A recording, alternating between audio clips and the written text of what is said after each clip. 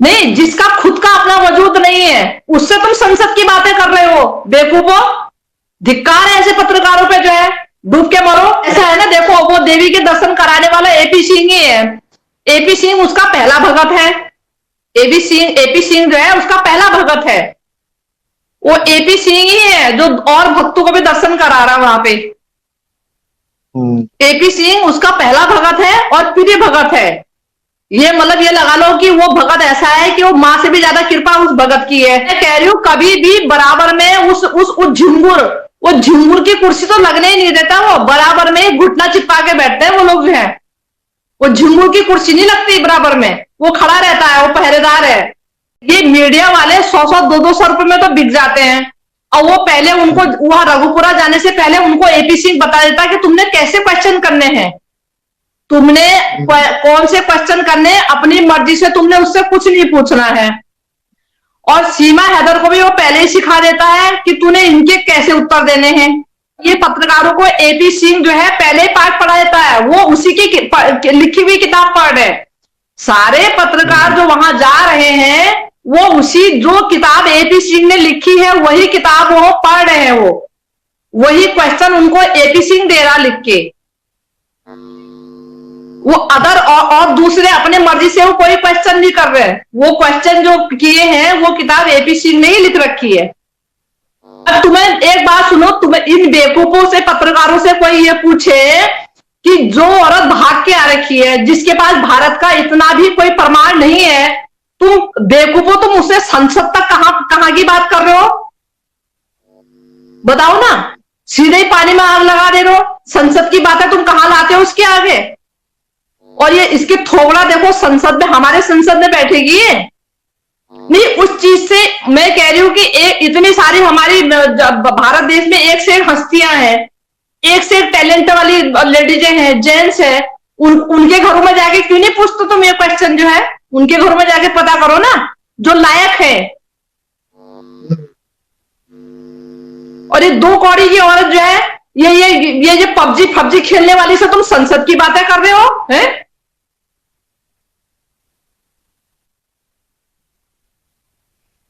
अरे हम अंधे हैं क्या? हमें नहीं दिखाई दे रहा है? अपनी माँ को भी साइड कर दिया था उसने उसके चक्कर में। माँ तुम उधर हो जाओ, आवाज आ रही है साहब, आप वीडियो देखो, सुनो। आप जिस माँ ने पैदा किया उसको भी साइड में खड़ा कर दिया, उसको बराबर में चिपका के। अरे तो जब तू इतनी बेशर्मी तूने कर ही ली है तो खुलेआम तो अपने घर ही ले जाना उसे।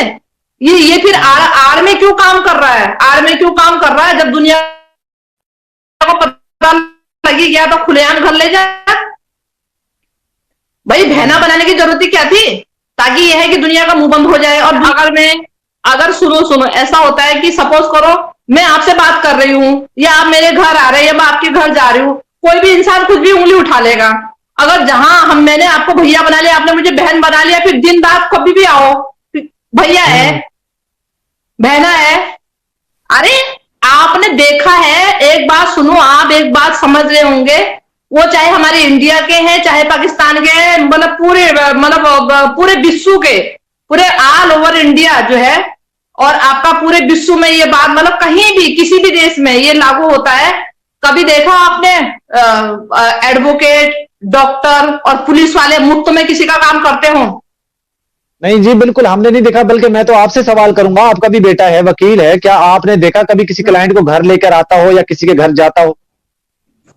मैं कह तो रही हूं आपसे, मैं कह रही हूं ना, मैंने आपको ये कहा कि जब कॉल आती है ना, कॉल आती है तो वो अपना उनको एक दूसरे को प्लानिंग समझाने के लिए कहीं दूसरी जगह चुनते हैं। किसी का ऑफिस चुनेंगे या फिर कहीं पे कोई होटल में बैठेंगे, वहां इनकी अपनी प्लानिंग बनती है। भाई एक एडवोकेट अपने क्लाइंट को समझाता है, सुनो, समझाता है ना कि कैसे बोलना है, क्या बोलना है, पर ये थोड़ी कि तुम कोई लेडीज है तो उसके घर में कूदने जा रहा है या अपने घर में लेके आ रहा है।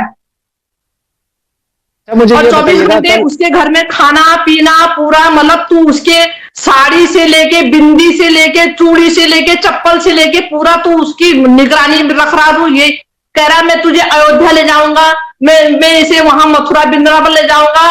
कुछ वो लप्पू के लिए भी छोड़ दे। भाई वो इतने उससे उस कूद के आ रखी, उसके लिए उसकी भी तो कोई जिम्मेवारी है, सारा कुछ तू ही करेगा तो वो क्या करेगा फिर, जिसके लिए आ रखी वो उस पे भी छोड़ दे।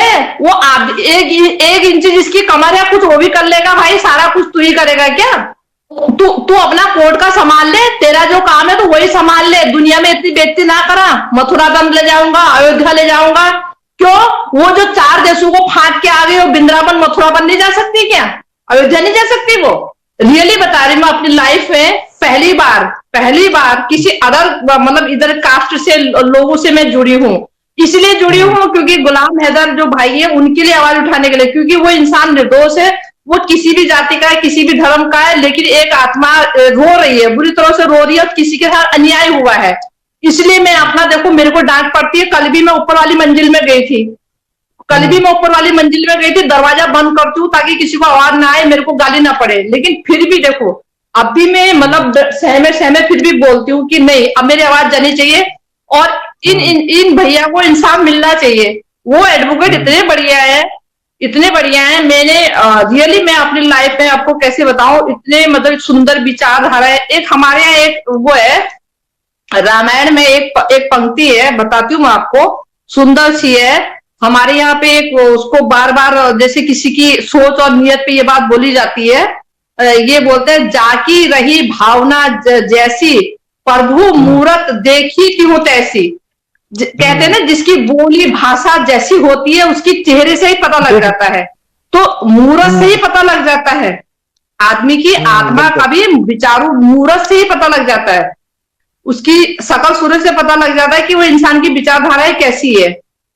तो रियली में इतनी मतलब मुझे अच्छा लगा, उनकी शब्दों में इतनी एकदम सफाई है, स्वच्छता है, और कहीं भी उनके शब्दों में कोई भी बेमर्यादित भाषा नहीं है, मतलब अच्छा वो बोलते हैं, ऐसा नहीं है।